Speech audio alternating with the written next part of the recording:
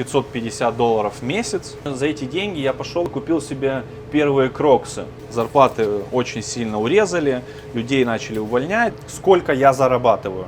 Что же это такое?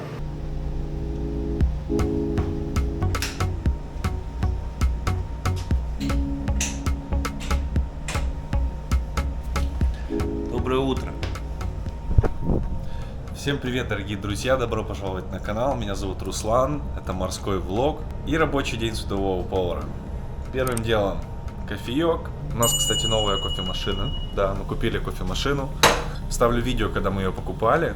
У нас обнова. О. И очевидно, мы ее покупали не за свои деньги, за деньги компании. Они нам выделили, мы сходили. Как я уже рассказывал, что это просто быстрее и проще пойти, допустим, самому выбрать подходящую цену и подходящий продукт, и просто его купить сразу, а не ждать, пока его привезут.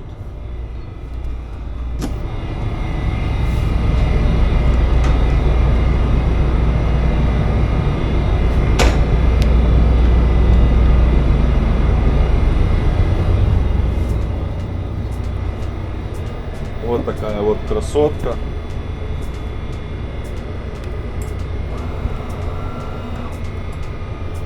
Так что делаю кофеек, иду готовить завтрак.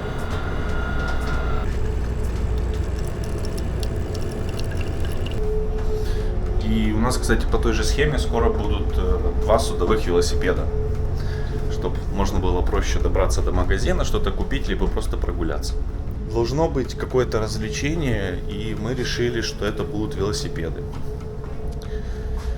Вот так. На завтрак сегодня будут жареные лумпии. Это такие рулеты, они бывают куриные, или бывают овощные. У меня овощные. Болтунья с томатом, жареные яйца, овсянка. Ну, плюс нарезки, конечно. Сырная, мясная, овощная. Творог закончился, скоро должен приехать. Сделал дополнительную заявку уже перед окончанием контракта. Где-то через 4-5 дней приедет.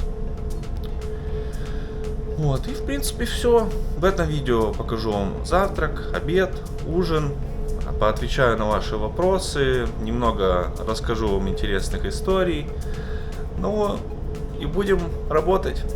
Оставайтесь со мной. Не забывайте про подписку, ставьте лайки и погнали.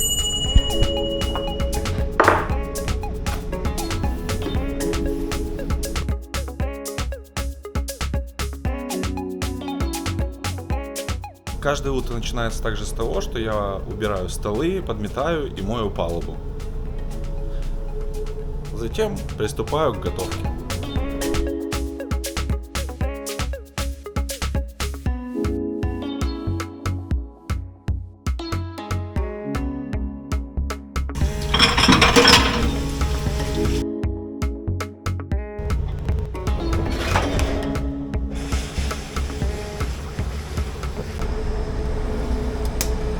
Ну что, приступаем к готовке. Я сейчас буду делать болтунью с луком, помидорами и сладким перцем. Давайте я пока расскажу, что я здесь делаю и чем занимаюсь. Я нахожусь на PSV, это Platform Supply Vessel, судно, которое обслуживает нефтяные вышки, снабжает их необходимым оборудованием, инвентарем, там, продуктами и так далее. Забирает ненужное, привозит топливо, там, воду, разный спектр услуг выполняет. В общем, это обслуживание нефтяных вышек. На борту 11 человек экипаж, я один повар, без помощников, без месбоев, стюардов и так далее. Работаю я, грубо говоря, с 7 до 7. Понятное дело, что прихожу раньше, там где-то что-то дополнительно сделать и так далее. Ну и ухожу, если успеваю, то раньше. Вот. Готовлю я завтрак, обед и ужин, 3 приема пищи. Также у нас есть кофе-таймы, когда человек может прийти, сделать себе там сэндвич, перекусить там печенькой с чаем. Это вообще без проблем. Заявка. Вот, кстати, был вопрос по поводу заявки. Привет, такой вопрос. Когда делаешь заявку на продукты, есть ли ограничения по бюджету, может что-то нельзя заказывать и тому подобное? Мне эта тема очень интересна. На данный момент сумма на человека в день у нас увеличилась, и теперь мы можем заказывать на 10-50 евро на человека в день. И я ее могу делать хоть каждые 2 недели, хоть каждые 3 недели, хоть раз в 6 недель. Контракт у меня 6 недель. И заказывать я могу почти все, что угодно. Есть некоторые нюансы, независимо от суммы, все равно компания, которая нас обслуживает по питанию, то есть это отдельная система, она бывает как бы вредничает. Ты как бы заказываешь на свою сумму, у тебя денег хватает, все нормально, но, допустим, там говяжью вырезку на стейке они могут вычеркнуть, типа, это сильно дорого. Или там тушку семги они также могут вычеркнуть, потому что это сильно дорого. Но, извините меня, у меня же по бюджету все нормально. И вот бывают такие вот нюансы, что надо объяснять, что я вхожу в бюджет, у меня типа по сумме итоговой все в порядке, я и могу заказать, как бы у нас по мясу есть нужный объем, а это мы можем заказать как дополнительно. И иногда идут на уступки, иногда не идут на уступки, то есть это все зависит от людей, которые там сидят и это все решают, потому что типа им виднее, что мы тут должны есть, скажем так. Ну, это такие судовые нюансы.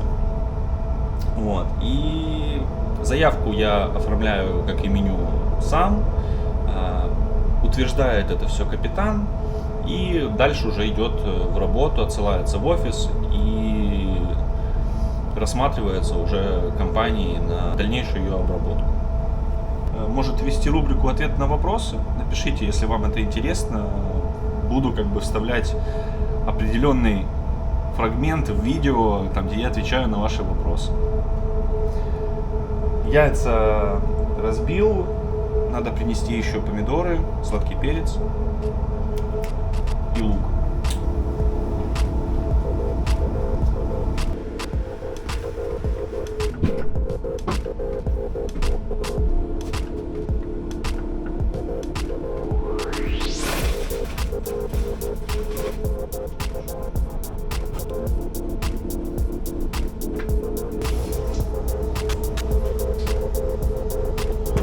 Так, буду сейчас все подготавливать, готовить, жарить.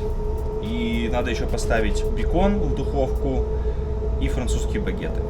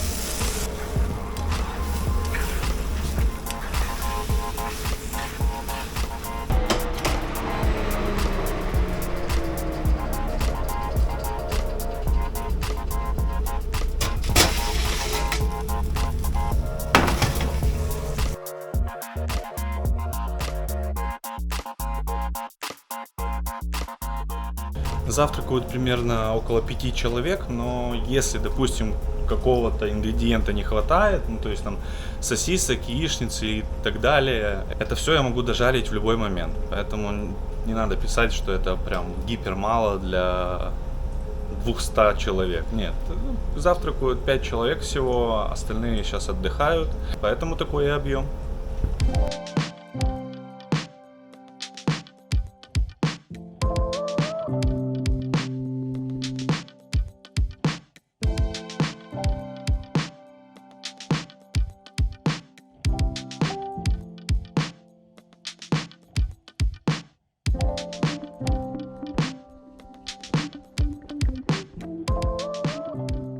Попил кофеек еще на мосту и иду убирать завтрак. Уже все поели, так что погнали уборку делать.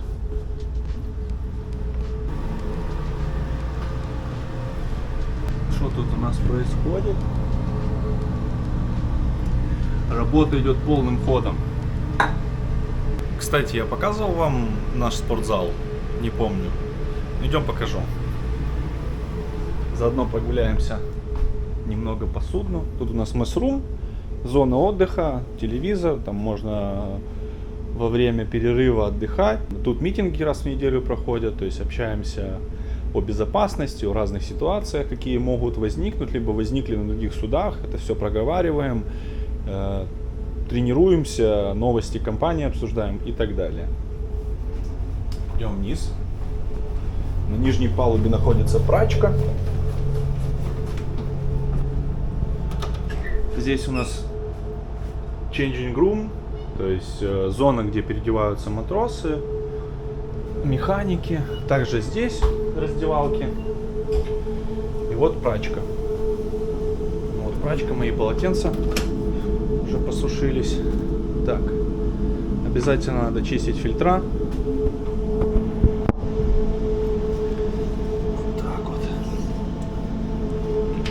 Чтобы все работало отлично.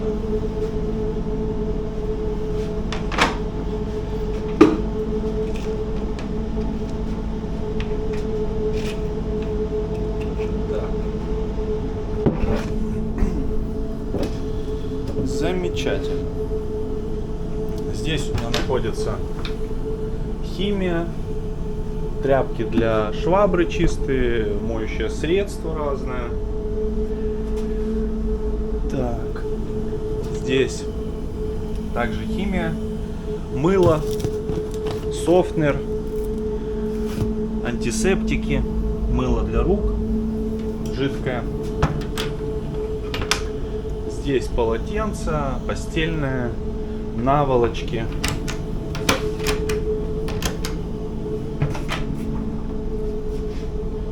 Еще постельное. Так.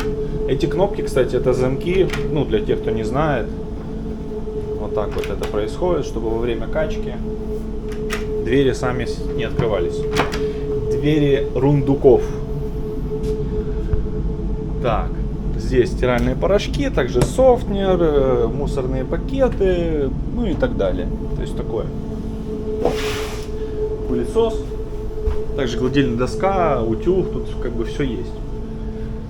Идем, тут медпункт. И вот спортзал. Небольшой, в принципе, но главное, что он есть.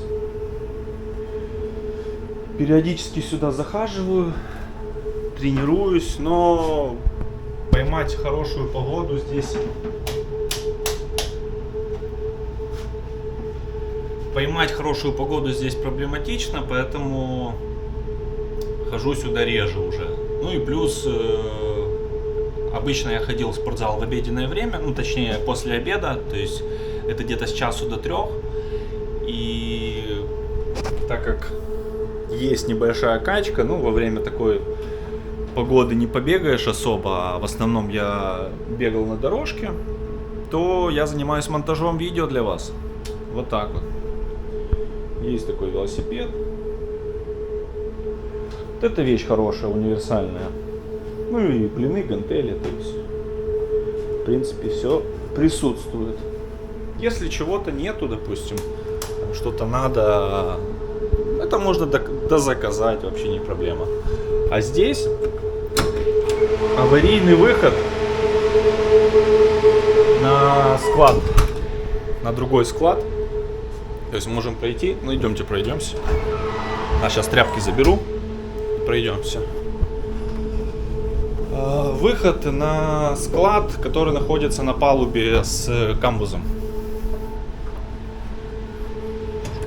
Там немного шумно.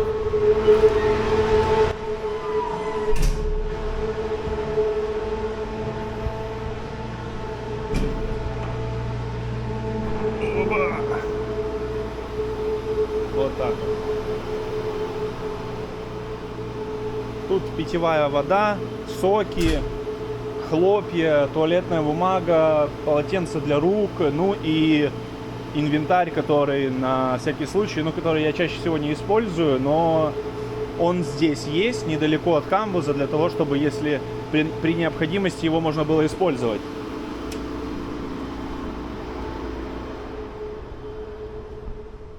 И вот мы выходим из рум. Как-то так. Вот и все.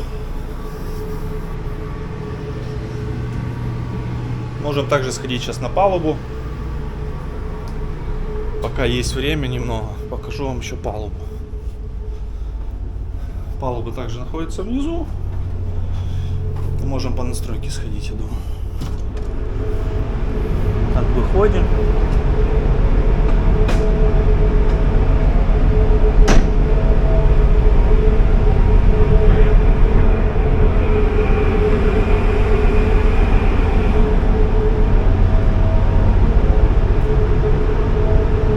Идет работа.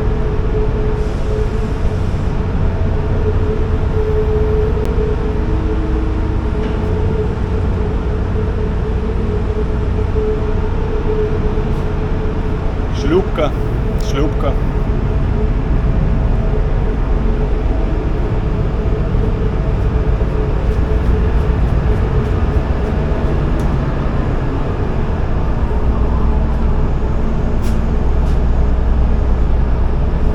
Что там у вас? Работаете? Понятно. Ну вот и палуба вот такая вот. Вот такой груз. В принципе, грузим сдаем на вышку или принимаем с вышки и везем на берег. И все. Все, приступаю к уборке, точнее к мытью посуды, и буду готовить уже обед. Расскажу, что будет на обед и что будет на ужин.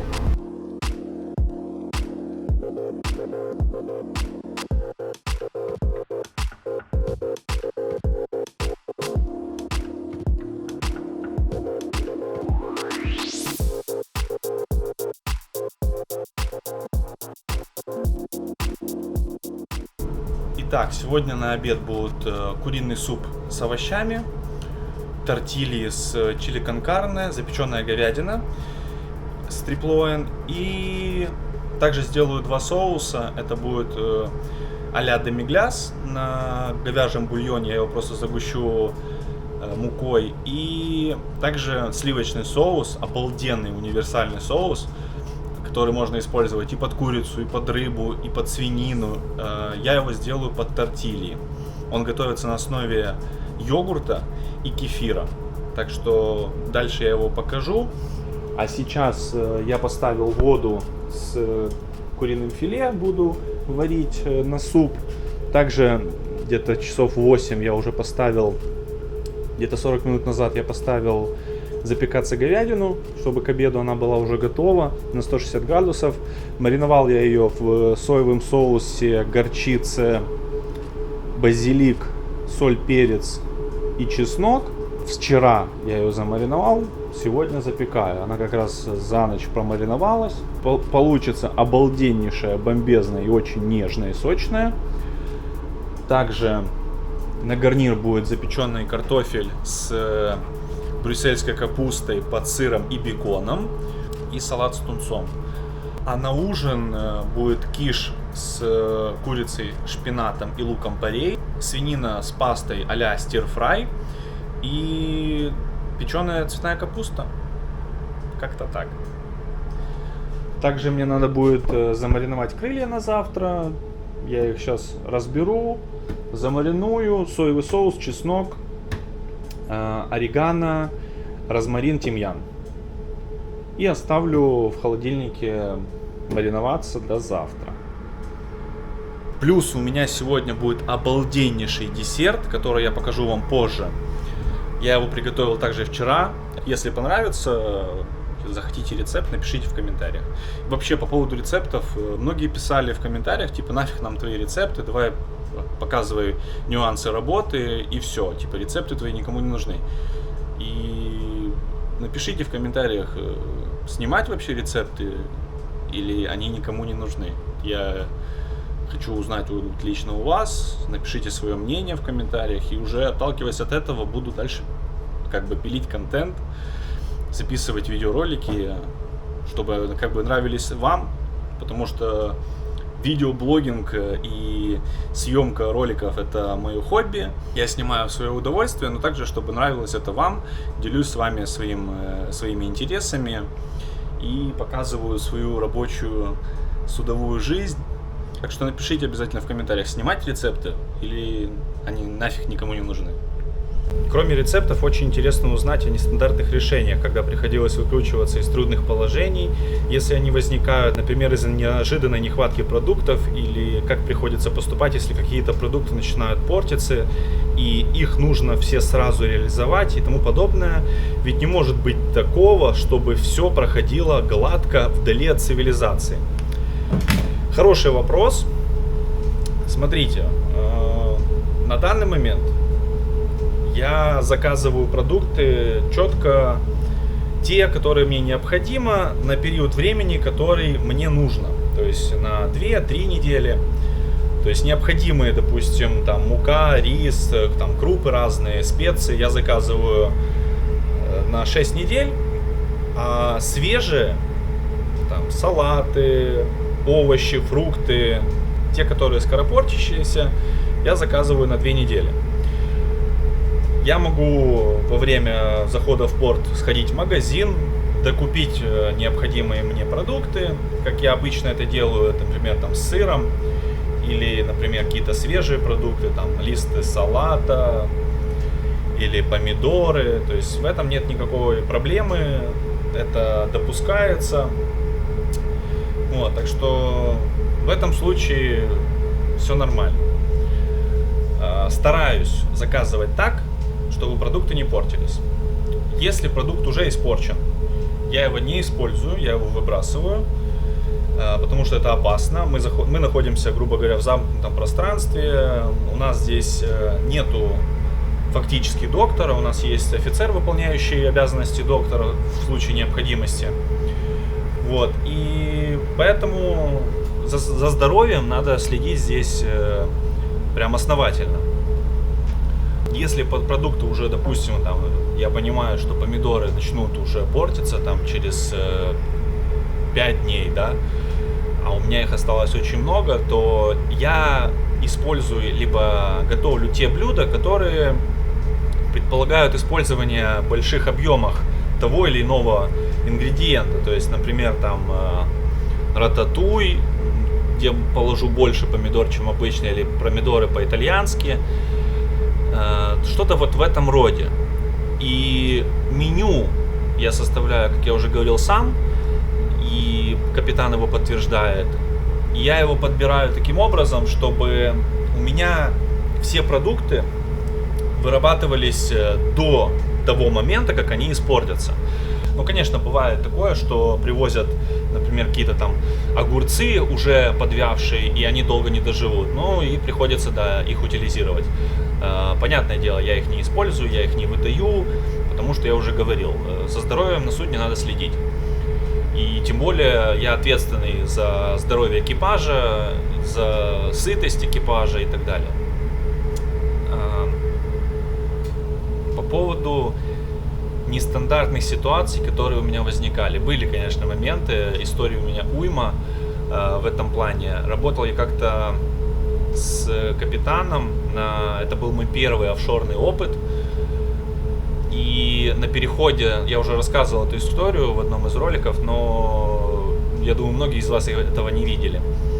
У нас предполагался долгий переход, и надо было заказать продуктов. Ну, я сказал об этом капитану, что нам необходимо заказать продуктов, потому что у нас не хватит на переход. Учел все нюансы, то есть это ужарка продукта, его разборка, то есть там головы, шкуры, кости и так далее. И посчитал чистый вес продукта, что ну не хватит нам до конца. Там переход был около недели вроде, или 2 даже. На что капитан мне сказал, что нет, у нас все нормально, объема мяса, рыбы, птицы у нас вполне достаточно. он не стал углубляться в это все, сказал, типа, готовь как есть, мы не будем ничего заказывать. Бывают такие капитаны, которые чаще всего на стороне компании, а не на стороне экипажа. То есть они делают все, лишь бы сэкономить, все, лишь бы оказаться хорошими перед компанией, но где-то в ущерб экипажу. И это как раз был тот случай. Через неделю, что вы думаете, ну, очевидно, я начал тогда что-то выдумывать, просчитывать так, чтобы на этот переход мяса нам хватило вдоволь. И получалось прям примерно по одному, по полтора крылышка за прием пищи. То есть я максимально разбирал там курицу, например, кости использовал для бульона в суп, готовил его без мяса, только с овощами. И, короче, как-то выкручивался, где-то заменял больше крупой, где-то забивал объем овощами. На что капитан через 2-3 дня сказал, типа, почему ты так мало готовишь? У нас мясо, типа, вдоволь, готовь нормальные порции. Я ему еще раз объяснил всю ситуацию. Он со мной не согласился, и после этого я начал готовить обычные порции. Что вы думаете, через неделю продукты закончились. Совсем. То есть мяса не было вообще. Я капитана позвал, сказал, что мяса больше нет. Он, как это так? Я ему 3-й раз объяснил. Он говорит, да, ну, ладно, готовь с того, что есть. И мы ели на тот момент только рис, картошку и макароны. Овощей также больше не было. И по одной консерве там тунца, либо сайры в день на человека. То есть вы можете себе представить, что это было.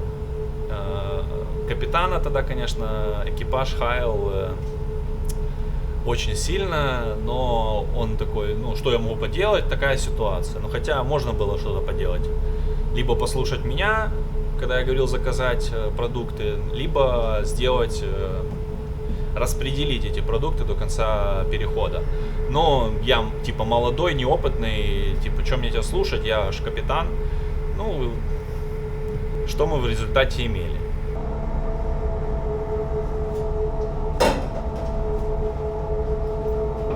Также была ситуация на одном из судов. Мы зашли в порт, не было работы на тот момент, мы стояли в Испании. Компания ремонтировала там около 6 судов, они стояли все вместе. Нюансов прям не знаю, но момент был в том, что компания не заплатила за услуги сервиса, который обслуживал суда, за оборудование, там, запчасти. То есть была какая-то заминка с деньгами. И просто прекратилось обслуживание всех судов. Там, ну, на 6 судов у нас был только один экипаж, который смотрел за остальными судами. Мы как бы готовили все суда к новым проектам. Мы проработали на тот момент 2 месяца, контракт у нас был 4 месяца. И тут приходит письмо с компании, что компания, которая нас обслуживала, привозила провизию, делала замену экипажа. То есть этот менеджмент больше не будет предоставлять услуги для данной компании, пока они не оплатят ту сумму долга, которую они обязаны оплатить. Ну, компания сказала, типа, через недельку мы это все решим. 2 месяца мы уже на борту.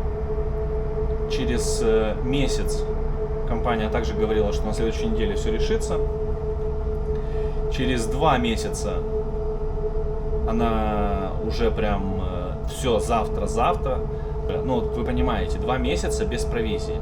То есть, благо я заказываю всегда с запасом. И по мясу у нас была прям вот полная морозилка. Но овощи, фрукты, но физически просто они не могут дожить. Правильно? Они не пролежат столько. Они закончились. И мы просто ели, грубо говоря, ну, крупы и одно мясо. Ходили в магазин, ходили в город, у нас была такая возможность, покупали за свой счет помидоры, салат, лук, потому что этого всего не было, салатики хотелось. И да, ходили за свой счет, это все покупали, готовили, получается, за свои деньги. Никто их не вернул, эти деньги, очевидно. Вот. Ну, хоть хоть зарплату платили вовремя на тот момент, и через 2 месяца после этой ситуации нам привезли провизию. Вот поэтому и я стараюсь всегда делать заявку и работать как бы с запасом, чтобы был всегда остаток, потому что бывают непредвиденные ситуации. Где-то ты можешь выкрутиться, где-то это нереально сделать. Бывает такое, что офис получил какой-то новый проект или какую-то работу определенную, и нету возможности зайти в порт, а провизия, допустим, вот должна быть там, ну, со дня на день. И они могут, да, попросить, можете ли поработать на имеющейся провизии, ну, на недельку больше. Ну, если это можно сделать, то ты это делаешь. Если нет, то как бы компания будет не очень довольна, что ты не пошел на уступки компании. Вот. Ну и как бы чаще всего приходится идти на уступки компании, чтобы у компании была работа, и исходя из этого работа была и у тебя. Также бывают моменты, когда, к примеру, приезжают какие-то клиенты на судно, либо рабочие, и тебе приходится готовить там на несколько порций больше, чем обычно. Вот. И ты как бы выкручиваешься. Где-то делаешь непорционные какие-то блюда типа стейков и отбивных, а готовишь там жаркое, плов, рагу, там что-то совмещаешь вместе с овощами, либо крупами, либо делаешь то же самое, типа пасту болоньезе, чтобы на большее количество людей хватило этого объема. На основе этого я и составляю меню, отталкиваясь от ситуаций, отталкиваясь от фактических продуктов. То есть я не могу себе расписать, например, полностью меню на 6 недель и строго готовить по нему, потому что бывает, привезли определенное мясо, либо определенный продукт, бывает не привезли, бывает ты его использовал, ну, либо не в том объеме его привезли, то есть ты его использовал на определенное блюдо, а на следующее его уже не хватило. Ну и я составляю меню примерно на неделю вперед, и все равно его как бы иногда корректирую, иногда что-то добавляю, что-то убавляю. Плюс экипаж, кстати, еще один вопрос от вас. Экипаж может попросить от меня приготовить что-то интересное, что-то особенное. Например, там, как поляки просят приготовить им бигос, вот, тушеная капуста с мясом, и борщи, солянки, шницеля, лазаньи. То есть, конечно же, я готовлю для экипажа, и я не буду делать то, что им не нравится, потому что, а смысл какой в этом? Лишь бы просто занять время и приготовить, типа, нате, ешьте? Нет. Я готовлю по предпочтениям экипажа, то есть, если у них есть какие-то пожелания, то почему бы и нет? Мне не сложно, им приятно.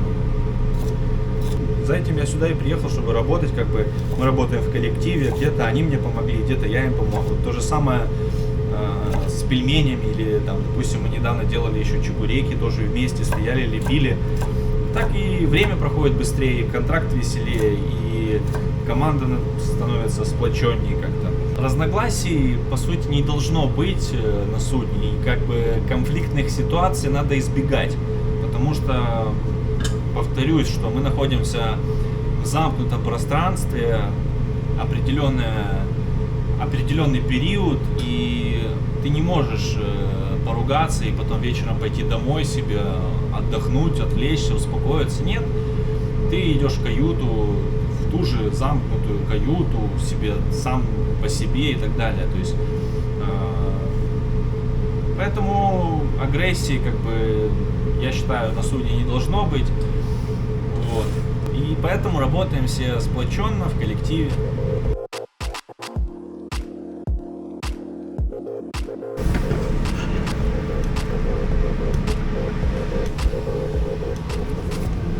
Следующий вопрос заключается в том, что делаю ли я генеральную уборку, как проходит это все в ресторанах. Да, я делаю генеральную уборку, например, там по понедельникам я замываю вытяжку, там по вторникам я мою пароконвектомат. То есть это все проходит, это все делается, да. И плюс там каждый вечер я делаю полную влажную уборку, то есть чтобы переборки, чтобы поверхности были чистыми. И когда я приду на следующий день с утра, у меня было готово рабочее пространство, а не я начинал день опять же с уборки, потому что с утра есть чем заняться помимо протирки рабочих поверхностей. Также вы просили рассказать, как я вообще начал работать судовым поваром, историю становления, скажем так. Давайте расскажу.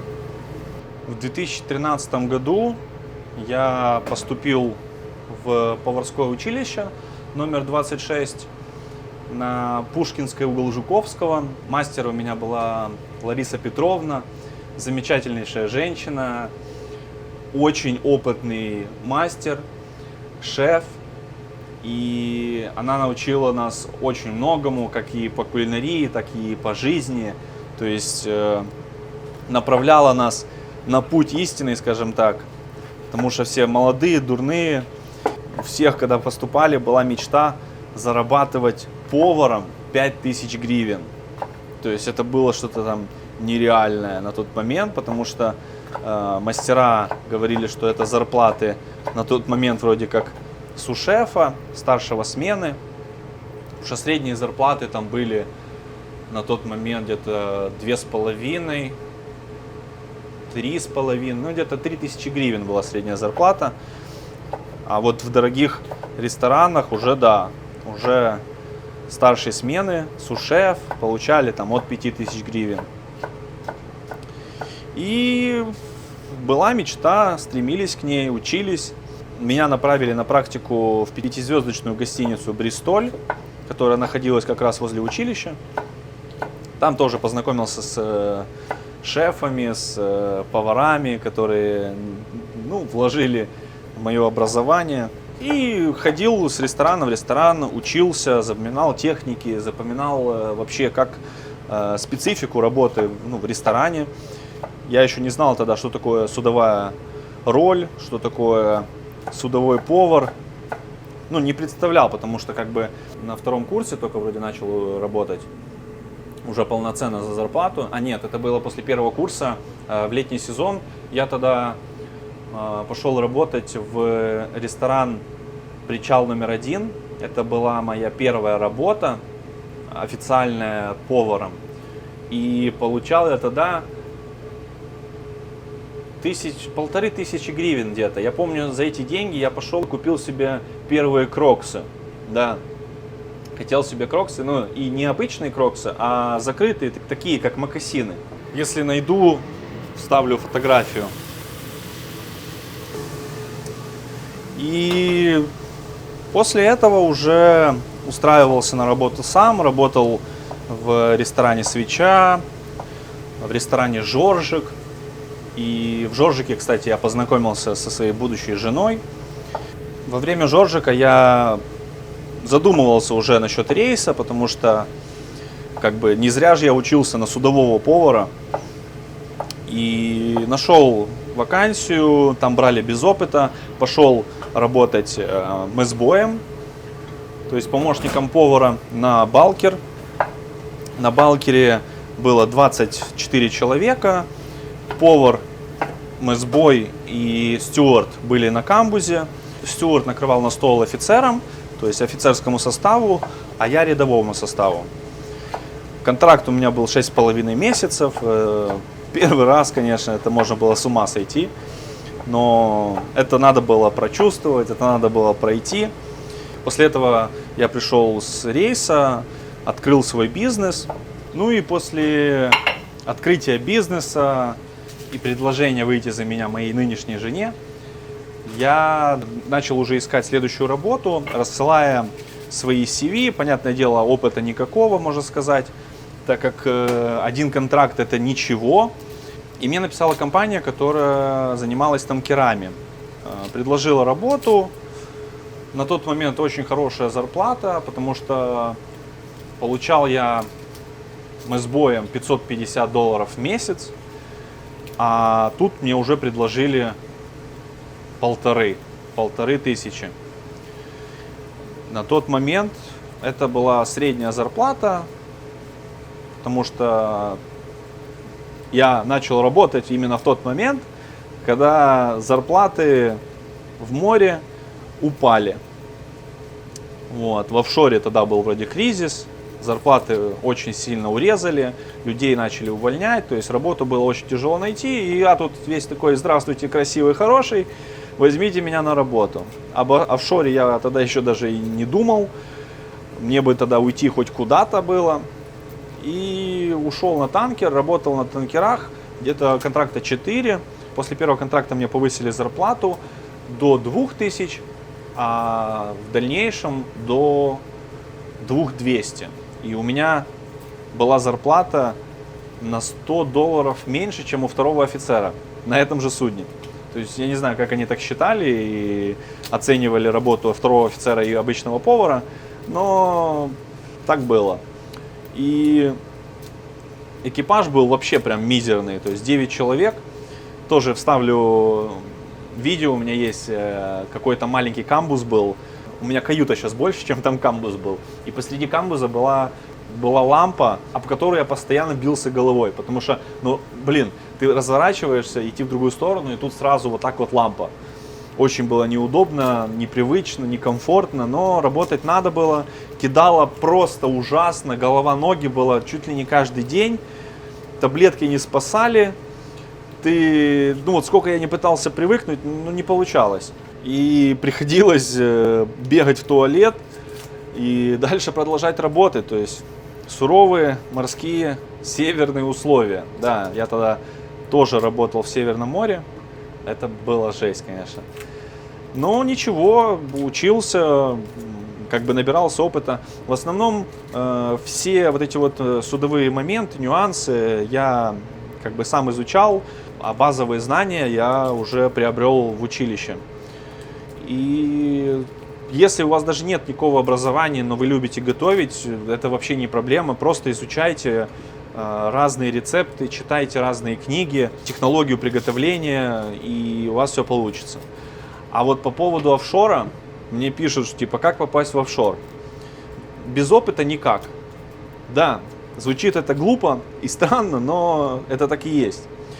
После работы на танкерах я, после первого или второго контракта также рассылал свою анкету по разным компаниям. Это было, по 100 писем в день, наверное, я рассылал. Может быть, 1-2 мне ответили, типа, спасибо за вашу анкету, мы оставим ее в базе. Ну и оставим ее в базе так и оставалось в базе, но никто мне не перезванивал. И большинство крюингов, когда я им звонил, приходил, говорили, типа, мы без офшорного опыта в офшор не берем. Я говорю, а как попасть в офшор без офшорного опыта? Они пожимали плечами и говорили, мы берем только с опытом. И так каждый говорил, то есть попасть в офшор, это, я не знаю, что-то нереальное. И требования там просто как будто ты летишь на космическом шаттле. А по факту ты просто работаешь на том же танкере, по сути, только условия пожестче, и поэтому контракты покороче. То есть на танкере я работал там 2-3 месяца, а здесь, там просто идут переходы, и ты как бы себе загрузился, вышел, выгрузился и пошел обратно. А здесь постоянно в движении, вот эта вот качка и суровые условия. То есть, если надо выполнить какой-то спектр работ, то если не тайфун, то мы идем работать, понимаете? А так, шторм, это просто плохая погода. Вот.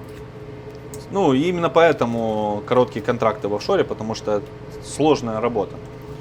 Сложные условия работы, кстати. И плюс тут объем по приготовлению, объем по работе на кухне, он немного отличается. То есть примерно ты готовишь чуть-чуть больше, у тебя идет шведский стол, а не порционная выдача, и ассортимент должен быть как бы поинтереснее, а не просто там жареные котлеты и макарохи дать. То есть нет, там надо салатики, соуса, там десерты каждый раз. То есть надо как бы играться с этим.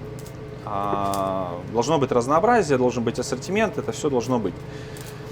Вот, поэтому Если, допустим, на торговом флоте прокате там не сделать соус, да, какому-то там жесткому мясу, на столе есть кетчуп, то есть там приятного аппетита, то здесь такое не прокатит. Скажут, типа, алло, ты за что деньги получаешь, чтобы мы кетчуп ели или что? То есть тут и соус надо делать, и там подачу другую, и должен быть ассортимент блюд разный. Вот, ну, короче, свои нюансы. И я согласился пойти вот в этот рейс, когда набирали с торгового флота в офшорный, первый контракт. Я приехал туда, на борту был повар тоже с Одессы, и нас оставили на переход вместе, то есть на неделю. Типа обосновывая это тем, что я как бы без офшорного опыта, и чтобы парень подсказал мне в случае необходимости. Типа, что? Что там подсказывать? Как жарить картошку или как варить яйца? Ну, короче, потому что передача дел заняла там буквально там несколько часов, и он мне все рассказал, больше как бы мне ничего не надо было знать. Остальное меню у меня было, я понимал принцип работы в офшоре и так далее. Ну и дальше я уже шел как бы по карьерной лестнице, перебирая компании, отсылая так же само свои анкеты с опытом работы уже в офшоре и пытался как бы прорваться в ту компанию на те условия, которые мне больше всего понравятся. Потому что на том судне контракт длился 4 месяца, а я уже как бы стремился к коротким контрактам. И искал, писал, звонил, проходил собеседование, проходил дополнительные курсы, за свой счет сделал бассиет перед тем, как попасть на то судно, дабы повысить свои шансы попадания в офшор. На тот момент я его сделал за $1500, как бы инвестиция в себя. И в этом контракте он не понадобился, а в следующем контракте компания могла его сделать за свой счет, но как бы я его сделал на всякий случай. Понимаете, чтобы попасть в офшор, это чаще всего будет такая ситуация, что кто-то заболел и срочная посадка. То есть срочно нужен повар, и они как бы уже лояльнее относятся к твоему опыту. И расчет был на вот это. Поэтому я сделал заранее все офшорные сертификаты. Ну, точнее, один. Главный бассиет. Это уже офшорный тренинг по знаниям посадки на вертолет, спасения с вертолета, если он тонет, как пользоваться жилетом, как пользоваться огнетушителем, и также знания первой медицинской помощи.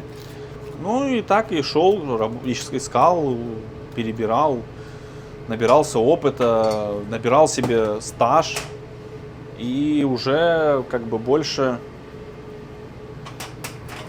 11 где-то контрактов в офшоре я сделал. Работаю я на судне с 16 года, то есть 7 лет уже. 7 лет. Время летит, капец. Так что, друзья, те, кто хотят попасть в офшор, для начала просто попадите хоть куда-то. То есть пытайтесь пробиться. Ну, в офшор без опыта это очень тяжело, это должно повезти, прям должно быть огромное везение. Но пытайтесь, звоните, если у вас отличный английский, выходите на сайты иностранных компаний, там просто пишите в интернете «работа поваром в офшоре» на английском, и на заграничных уже, на иностранных сайтах ищите электронные адреса, отсылайте на почту письмо о том, что вы такой-то, такой-то, с поварским стажем там столько-то лет, работали в ресторанах, знаете такие-то, такие-то кухни, готовы работать на судне, и свяжитесь со мной для там, интервью и так далее. И пройдите уже интервью, рассказав о себе, о своих талантах, знаниях, и может быть вам повезет, и вас возьмут в офшор без опыта. Без плав опыта, я не знаю, можете даже не стараться, потому что без вообще судового опыта тяжело попасть на судно работать, потому что, как я говорю, все компании хотят уже сразу опытных поваров, Только где этот опыт брать, если не берут без опыта? Ну, короче, постарайтесь попасть вообще на судно, посмотреть, что это такое. Может, оно вам вообще не понравится. Потому что тут не так уж все и сказочно, как в моих роликах это все вы видите. Тут рутинная работа, каждый день одно и то же, каждый день за окном море. Бывает хорошая погода, бывает плохая погода. И плюс вы находитесь вдали от семьи, поэтому пойдите хоть куда-то на судно работать и проверьте, нравится оно вам или нет. А дальше уже будет видно и ясно. Для картофеля я возьму вот такие вот небольшие карташины, буду их резать на две части, вот так вот. И замариную их сейчас чеснок, соль, перец. Пусть они немного полежат.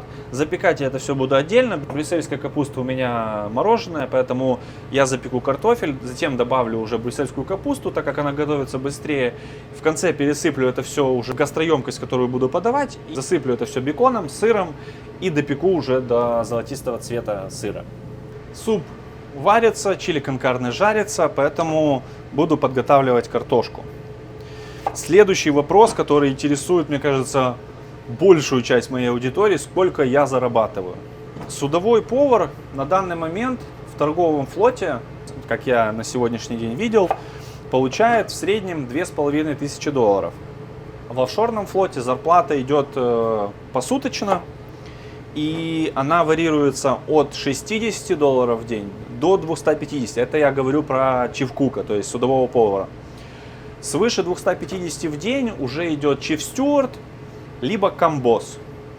Чиф-стюард — это то, как я рассказывал вам про свою работу на МПСВ, когда у тебя в управлении несколько поваров, 3-4 стюарда, то есть ты управляешь целым кейтерингом, и вы кормите там около 60 человек, то есть на тебе организация рабочего процесса, заявка продуктов, составление меню, контроль качества, ну и как бы все вот эти вот нюансы. А повара просто готовят, помогают тебе с меню, допустим, где-то какие-то свои моменты вносят, а стюарда как бы выполняют тоже свою работу, за которой ты следишь. То есть чиф-стюард, он как бы следит за организацией рабочего процесса, это как, ну, в ресторане как шеф-повар.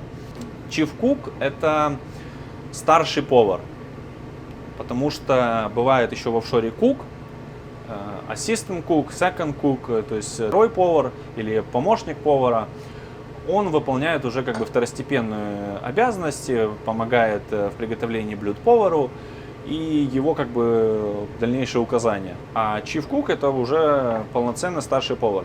Так, chief cook разобрались, chief steward разобрались, и следующая должность — это комбос. Комбос, он не готовит, он занимается только документами, организацией и контролем.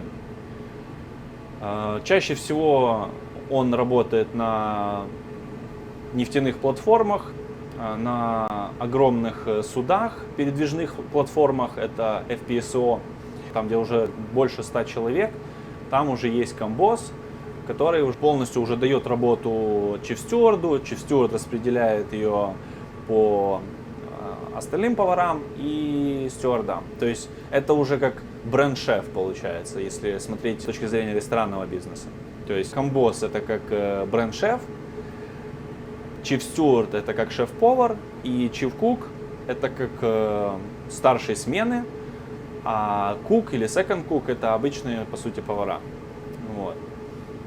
Ну и стюарда — это овощники, либо заготовщики, они выполняют разные должности. Хаускипинг, они также работают на прачке, то есть стирают вещи, стирают постельное белье, разносят, расстилают постельное белье по каютам и следят за чистотой надстройки. Какая у меня зарплата? Это секрет. И будем считать, что я работаю на энтузиазме, работаю за еду, на еду и так далее. Вот. Так, для информации, я думаю, вам стала более понятна эта вся сфера деятельности, судовая жизнь, судовая роль и судовые моменты, нюансы по работе.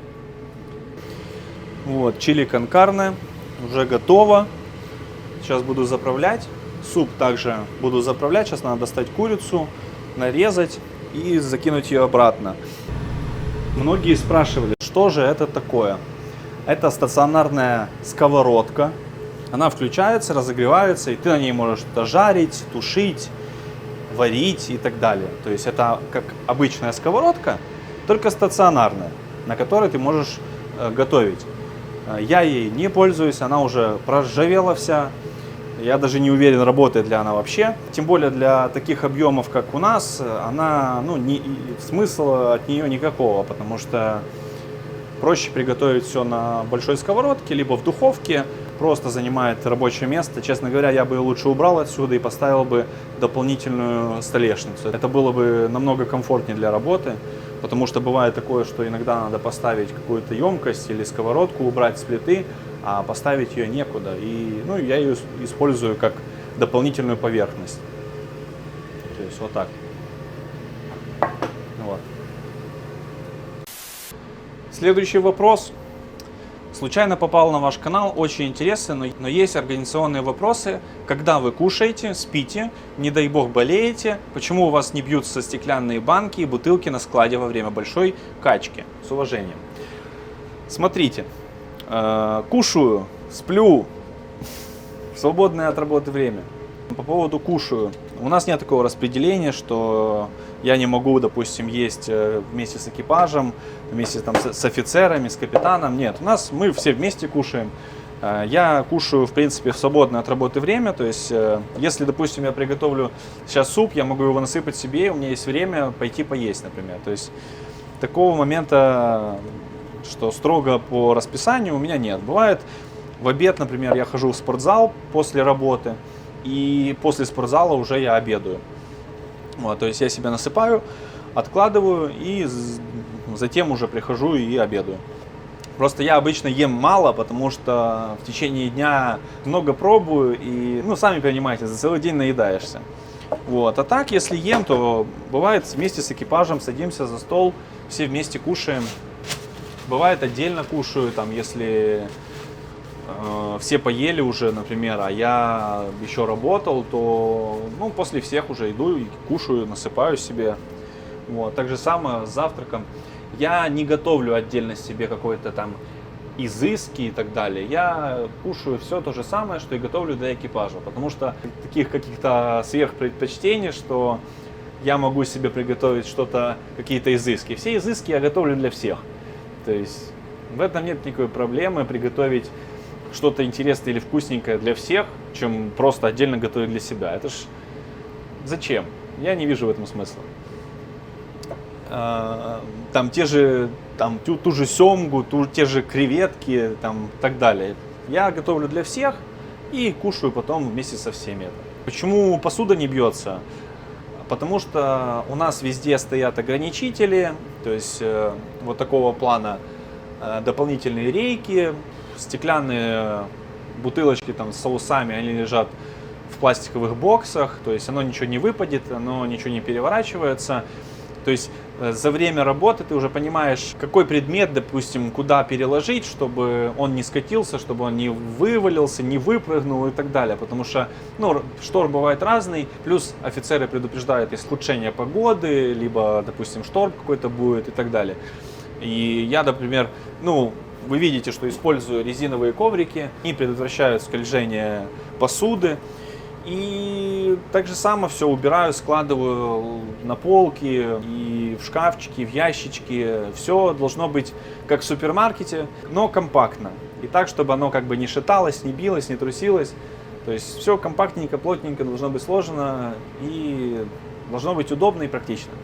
Так, для салата нам понадобятся томаты черри, салат айсберг, красный лук и банка тунца. Тунец у меня в масле. Первым делом, что мы делаем? Я нарезаю айсберг.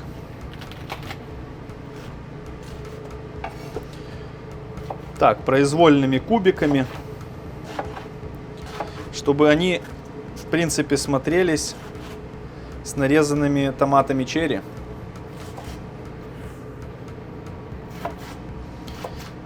Салат элементарный и очень вкусный. Так, этого вполне достаточно.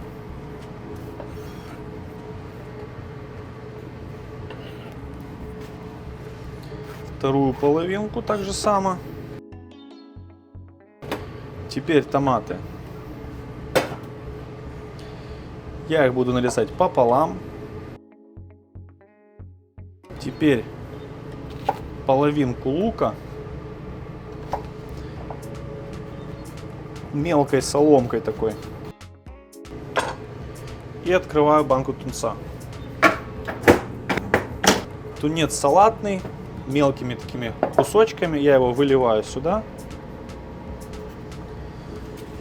Перемешиваю, добавляю соль, перец и немного оливкового масла.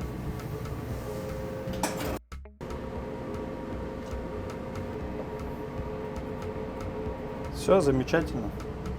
Салат готов. Так, приступлю к приготовлению соуса. Я беру за основу кефир. Добавляю его 50 на 50 вместе с йогуртом. У меня греческий йогурт. Я это все дело сейчас смешиваю. В основном кефиром я разбавляю и довожу соус до нужной мне консистенции. Так. Потому что он же должен быть не густой, он должен быть как соус. Так. Так. Теперь майонез. Обязательно вкусный майонез. Я добавлю 2 столовые ложки с горкой. Вот так, большие столовые ложки. Опять же, хорошенько это все перемешиваю. Сейчас я его немного перемешаю венчиком, дабы разбить комочки йогурта и майонеза. Нам же нужен однородный соус. Так, отлично. Теперь добавляю паприку. Думаю, где-то чайную ложку. Соль, перец. Тут уже по вкусу смотрите. Орегано. Пол чайной ложки. И базилик сушеный, тоже пол чайной ложки. Также чеснок битый. Чайную ложку. С чесноком тоже смотрите на свое, смотрите по своему вкусу, по предпочтениям, как вы больше любите. Если вы любите много чеснока, добавляйте побольше. Если вообще не любите чеснок, не добавляйте его. Можно еще дополнить вкус, добавив сюда мелко-мелко нарезанный лук репчатый. Тоже придаст такую пикантность, небольшую нотку остринки в соус. Это просто безумно универсальный соус, обалденный. Он подходит под курицу, под рыбу, под свинину, под говядину, под разные буррито, под шашлык свиной, просто бомбический. Вот, соус отлично, пробуем. Обалденно. Еще надо соли.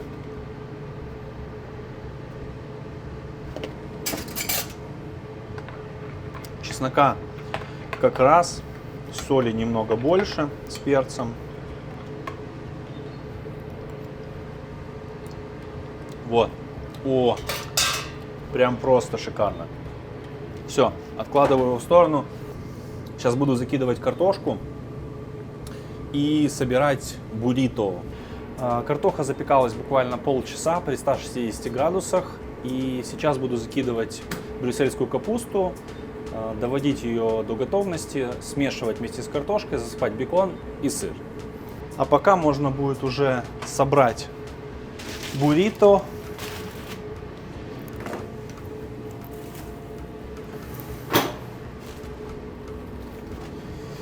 И я его в конце тоже подпеку в духовке, чтобы сыр расплавился и получилась хрустящая корочка снаружи. Так, берем листы тортильи, добавляю чили кон карне,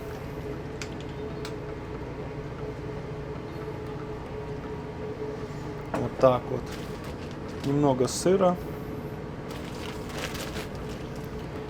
И закручиваю это все дело вот таким образом.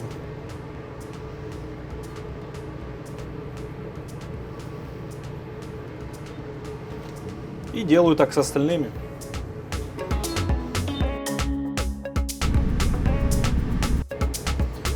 Все, последний.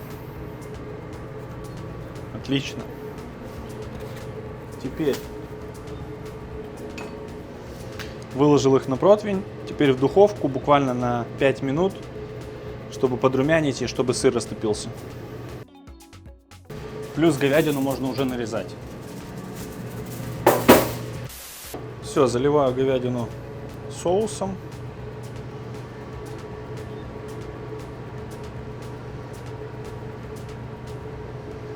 Вот так вот.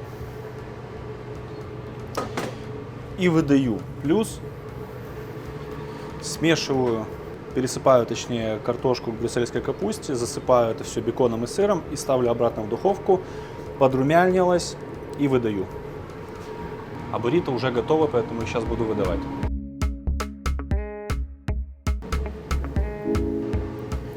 Давайте теперь покажу, какой я десерт приготовил. Сейчас. Посмотрите. Это банановый полумороженый чизкейк. Он подается охлажденным.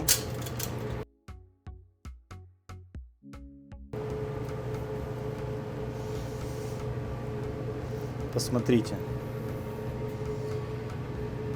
какая красота.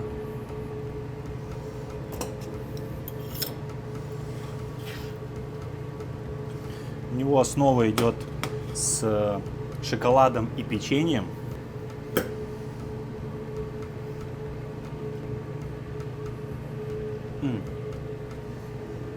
На вкус как что-то среднее между чизкейком и банановым мороженым. То есть, блин, очень интересный вкус. Очень прикольно получается такой. И готовится вообще элементарно. Так что, если хотите рецепт, напишите в комментариях рецепт бананового чизкейка.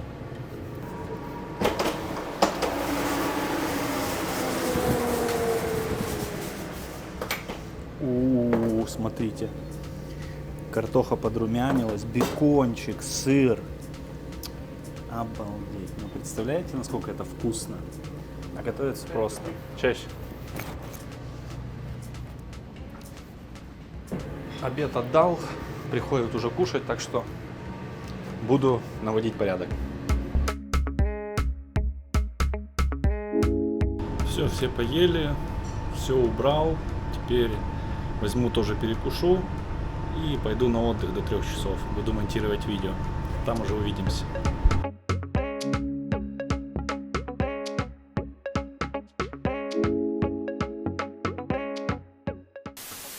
Ну что, готовимся к ужину. Включаю плиты.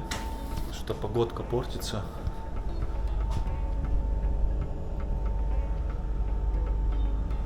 Туман сел небольшой.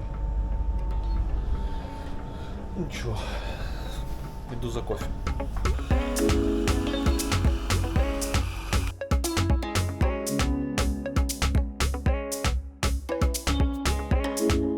Так, плиты разогрелись, посуду я раскидываю сейчас. Сегодня вместо цветной капусты решил сделать грибы жареные с луком, соевым соусом и чесноком. Плюс буду подготавливать сейчас курицу на киш, свинину и дальше уже буду переходить к овощам. Сейчас также подготовлю тесто на киш, а более детальный его рецепт вы можете найти на канале. Вот здесь вот оставлю ссылку. Так что переходите и смотрите, очень вкусный получается. А сегодня я покажу вам его же вариацию, только с другой начинкой.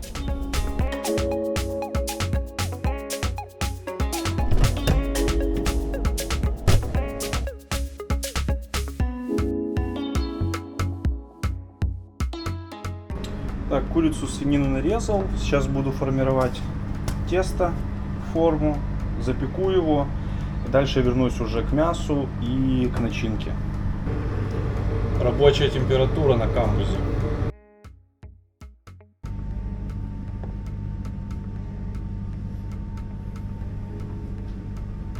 Так, сейчас подмариную немного свинину, устричный соус и соевый соус. Все хорошенько перемешиваю и оставляю на то время, пока буду заниматься овощами.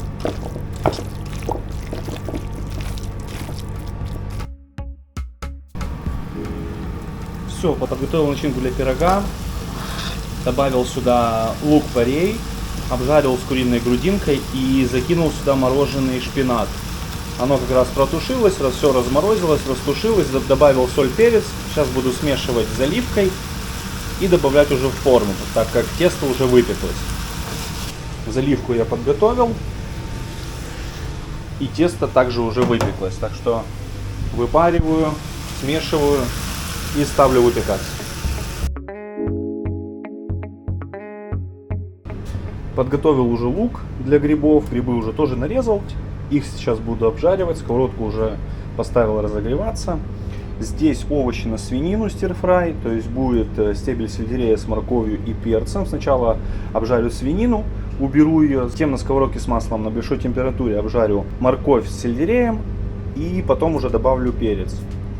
Потом закину обратно свинину, заправлю соусом и отдельно отварю макароны, которые уже выложу на противень, и сверху свинину с соусом. Как-то так. А там киш уже запекается.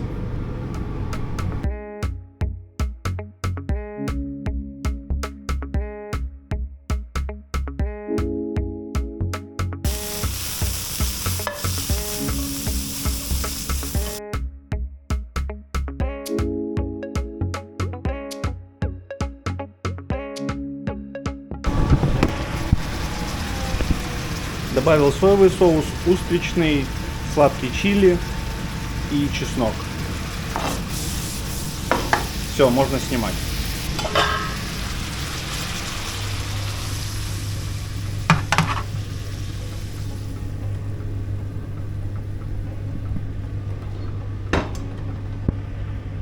Вот так это все выглядит. Сейчас еще добавлю кунжут.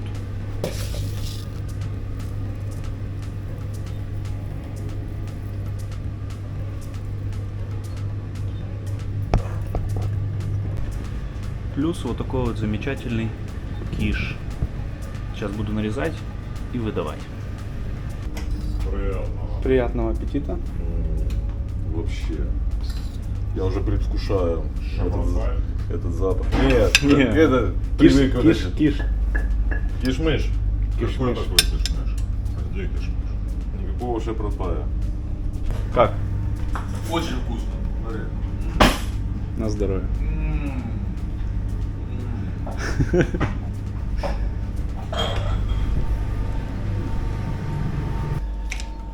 Все выключаем. Так, все поели, идем посмотрим. Как раз мой кусочек остался.